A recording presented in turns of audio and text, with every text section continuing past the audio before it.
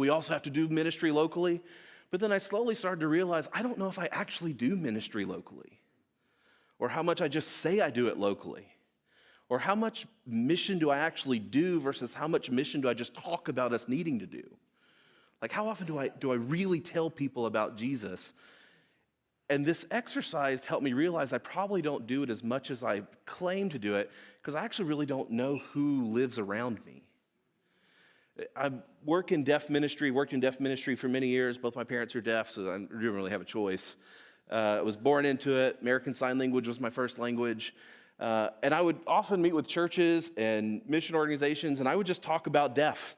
Like, what are you doing with deaf people? And I would challenge agency leaders. I remember one time years ago in Albuquerque, we had the leader of a very large anti-trafficking ministry come through. And I just asked the question, like, how many deaf people have you guys rescued out of trafficking? None. None that they knew of. They had no idea. Are there deaf people that are being trafficked? Absolutely, at high numbers globally. Or how many deaf people? I was in Tennessee. I won't tell you the town or name of the church, but I was in Tennessee meeting with a very, very, I'll tell you the denomination because it's mine, Baptist church. And I was talking about deaf ministry, and they said, well, Brother Bucklew, praise God, there are no deaf people in our town.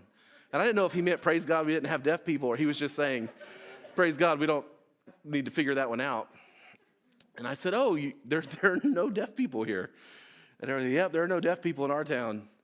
And I thought, I wasn't going to challenge him. And I was just like, okay, we'll just let this one go. Well, we went to lunch. I mean, they had, I think their weekly attendance was like 10 or 11,000. And it was a fairly populated town. There were deaf people in their town, okay? I just knew. I didn't have to Google it. We were headed to lunch. A mile and a half from the campus was the state school for the deaf that had over 100 deaf students that lived there year-round. And I remember going, look at there. But there are no deaf people in your town, yeah. And it dawned on me through that experience and through continuing to talk with people, the reason so many people, when I would talk about deaf ministry, had no idea if there were deaf people in their community was because we actually don't engage our neighbor. We engage our demographic.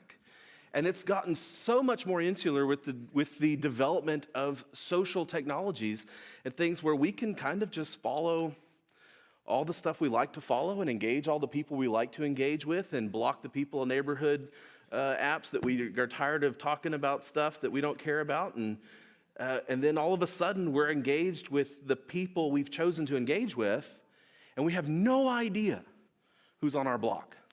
We have no idea who's in our neighborhood. We have no idea how many different people groups are within a 2-mile radius of the place that we meet for worship. We just don't.